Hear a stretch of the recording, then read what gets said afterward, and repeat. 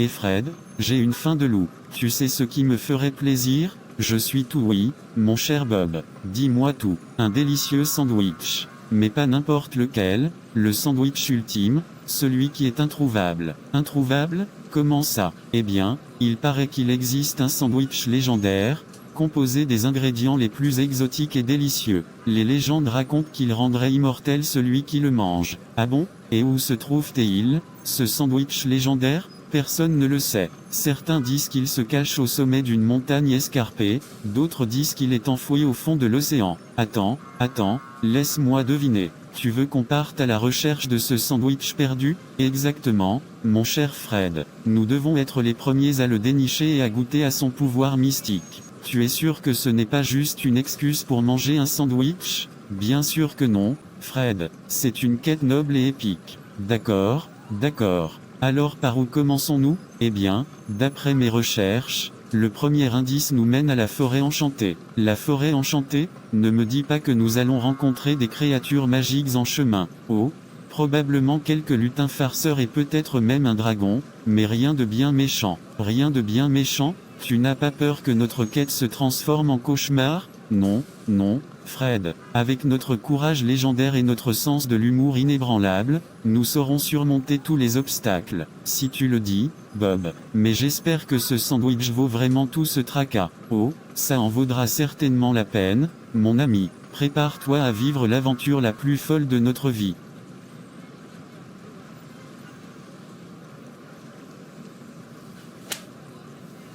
Bienvenue, chers spectateurs, dans le deuxième épisode de nos aventures. Prêt pour de nouvelles péripéties hilarantes? Bob, on ne sait même pas si quelqu'un regarde ça. Peu importe, Fred, notre quête continue, et cette fois, nous pénétrons dans la redoutable forêt enchantée, où vivent les lutins farceurs. Les lutins farceurs? Bob, tu as dit que ce n'était rien de bien méchant. Eh bien, techniquement, ce ne sont pas des créatures maléfiques, mais ils adorent jouer des tours pendables. Génial. J'imagine qu'on va se retrouver avec des chaussettes dépareillées et des chaussures remplies de confettis. C'est possible, mais nous devons rester vigilants. La première règle quand on rencontre des lutins farceurs, c'est de ne pas prendre leurs blagues au sérieux. Facile à dire. Mais comment les reconnaîtrons-nous? Il paraît qu'ils portent des chapeaux pointus et qu'ils éclatent de rire tout le temps. Super, des chapeaux pointus et des rires incessants. On va les repérer de loin, c'est sûr. Exactement. Et ensuite, nous devrons leur prouver notre sens de l'humour en participant à leur jeu loufoque. J'espère que je suis prêt pour ça.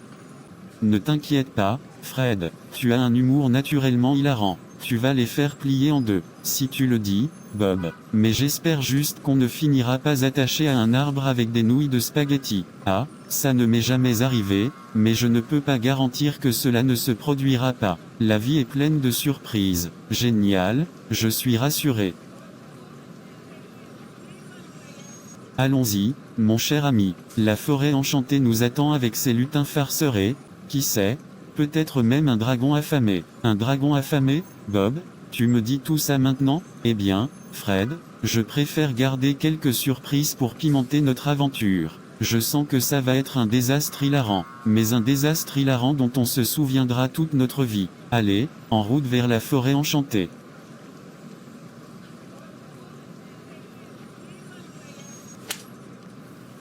Bienvenue, chers spectateurs, dans le troisième épisode de nos aventures burlesques. Préparez-vous à une énigme délirante.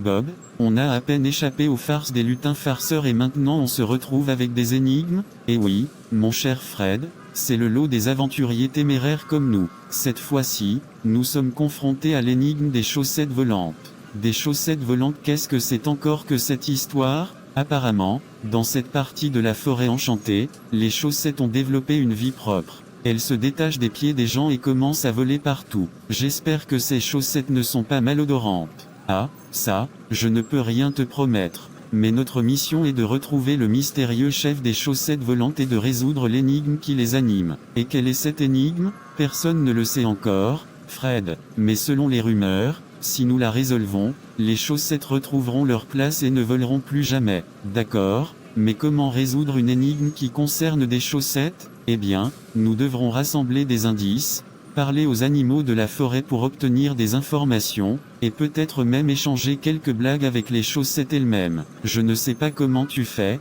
Bob, mais tu arrives toujours à trouver le côté comique dans les situations les plus bizarres. C'est ma spécialité, Fred. Maintenant, mettons-nous en route pour résoudre l'énigme des chaussettes volantes et restaurer la tranquillité dans cette partie de la forêt enchantée. J'espère que cette énigme ne nous emmènera pas trop loin. Je commence à avoir besoin d'une pause. Ne t'inquiète pas, Fred, je suis sûr qu'on pourra trouver un endroit sympa pour se reposer et manger un bon sandwich après avoir résolu l'énigme. Encore avec ton sandwich. Et oui, Fred, on ne peut pas oublier notre quête ultime, même au milieu des chaussettes volantes. Merci d'avoir regardé et à bientôt dans une autre vidéo, si Dieu le veut. Si vous avez aimé la vidéo, n'oubliez pas d'aimer et de commenter. إذ أعجبكم فيديو لا تنسوا لايك وتعليق ونراكم في فيديو آخر.